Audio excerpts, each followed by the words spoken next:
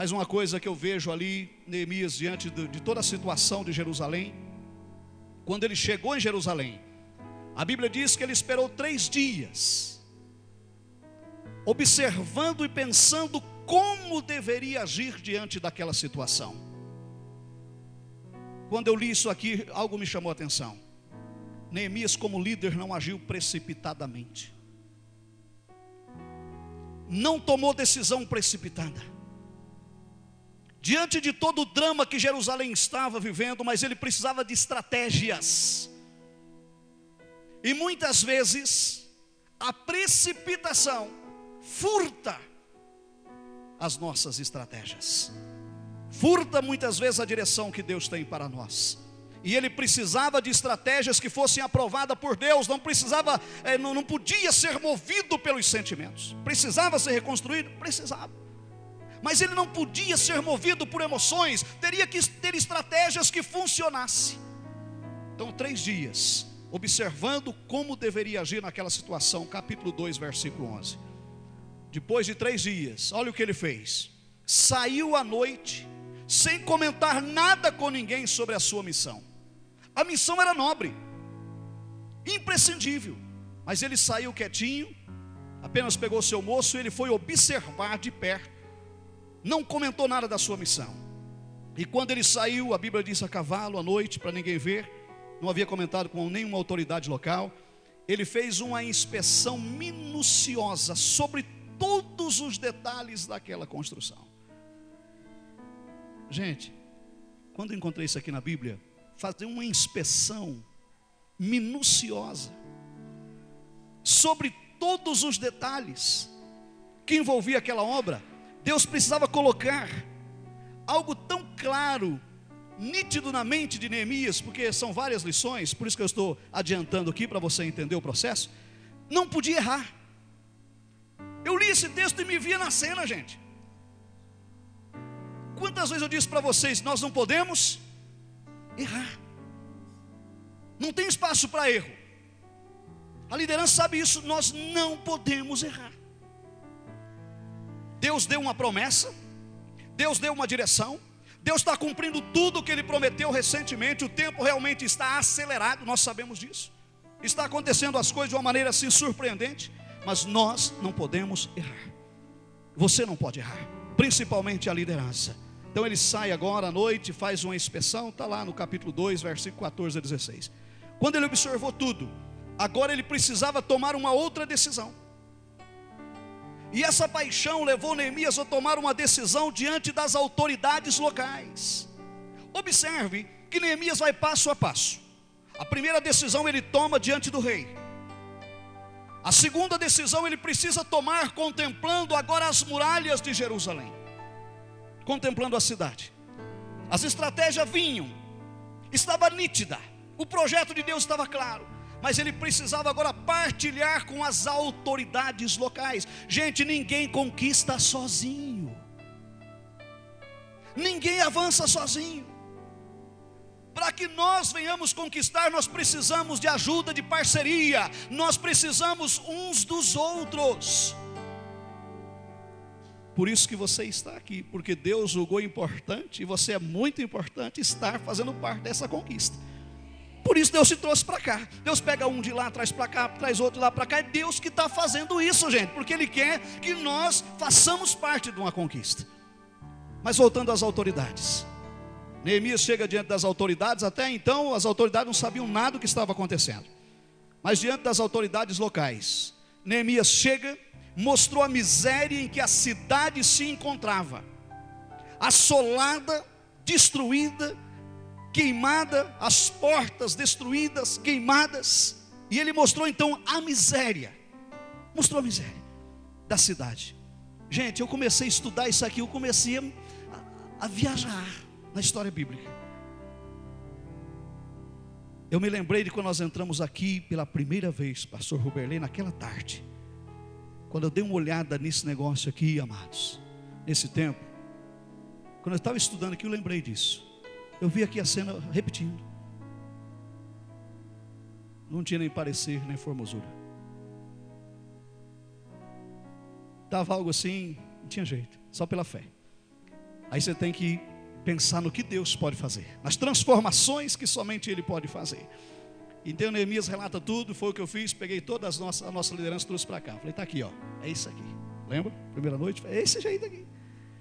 Pode sair alguma coisa boa daqui? Deus o sabe. Mas Deus já havia colocado um sonho e um projeto no coração. Assim tal qual aconteceu com Neemias. Ok, as autoridades tomaram conhecimento, capítulo 2, versículo 17, a parte A. Na parte B do versículo, Neemias desafiou-os à edificação para não serem mais desonrados. Neemias disse assim: nós estamos servindo de vergonha, de desonra diante dos povos. Tem uma versão que diz opróbrio, é a mesma coisa, desonrado, envergonhados. Nós não podemos mais ser desonrados, nós não podemos mais servir de chacota e de vergonha. Então ele afirma no capítulo 2, versículo 17, a parte B: o Deus do céu é quem nos dará bom êxito, nós seus servos nos disporemos e reedificaremos. Diante das autoridades, você sabe quem que vai nos prosperar? É o Deus do céu. Nós vamos nos levantar, nós vamos nos posicionar e nós vamos reedificar esses muros e esta cidade em nome do Senhor Jesus.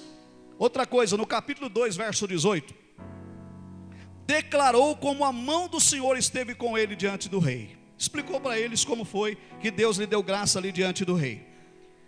Capítulo 4, versículo 19 a 20. Neemias disse aos nobres e magistrados: grande e extensa é a obra, mas o nosso Deus pelejará por nós.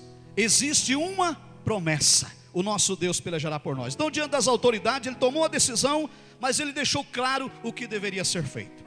Olha a outra lição.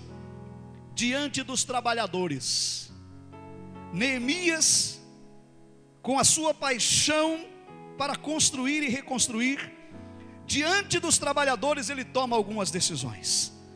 E ele chega agora diante dos trabalhadores, lá no capítulo 3, capítulo 4 vai falando sobre isso. Explicou para eles tudo o que havia falado já com as autoridades. Mas diante do povo, Neemias dividiu o povo em equipe e por famílias para a edificação. Gente, isso foi tão profundo quando eu comecei a ler isso aqui, estudar isso aqui. Não que eu não conhecesse o texto, mas veio de uma maneira diferente. A obra era extensa, nós já vimos aqui, grande. Mas Deus deu uma estratégia de dividir agora o povo em equipe e famílias para a edificação. Todas as portas de Jerusalém foram edificadas ao mesmo tempo, por isso que ele dividiu em equipes. Observe, havia 12 portas em Jerusalém, mas não eram portas assim pequenas, era porta onde entravam cavalos, camelos, carruagem, era porta oficial, portões. E eles precisavam reedificar tudo ao mesmo tempo, e ele dividiu em família. Então quando começou a construir a primeira, todas as 12 portas começaram a ser construídas ao mesmo tempo. Olha que estratégia linda. Todos estavam empenhados e dedicados na construção. Capítulo 4, versículo 6. Todos. É lindo isso ou não? Neemias conseguiu passar para o povo a necessidade. O povo conseguiu conceber, entender essa ideia, e todo o povo se dispôs agora a trabalhar. A Bíblia diz, eu falei capítulo 4, versículo 6, que todos estavam empenhados a trabalhar. Eu estava observando a sequência das tarefas. Os sacerdotes tinham a sua parcela na construção. Os sacerdotes. Todos os sacerdotes empenhados, envolvidos, estavam reedificando. Os levitas, todos os levitas, todos. A Bíblia diz que não ficou nenhum levita fora. Todos os levitas, está aqui na Bíblia, capítulo 4, versículo 6. Todos os levitas tinham uma parcela para ajudar na construção. Aquela tarefa era deles. Os magistrados, as autoridades locais, tinham a sua parcela na construção. E todos os demais do povo, a Bíblia diz que se empenharam na construção. E faziam com amor, com alegria, e a obra realmente era grande. Outro detalhe que eu estava observando nesse texto: todos contribuíam com amor, todos contribuíam com esforço e muita dedicação, pois eles queriam ver aquela obra sendo concluída, inaugurada em tempo recorde. Eles estipularam um período que eles precisavam concluir esta obra, e todo mundo entendeu a urgência, a necessidade. Será que isso tem a ver conosco? De ver esta obra realizada em tempo recorde, de ver realmente a mão do Senhor continuar movendo como tem feito e fazendo milagres.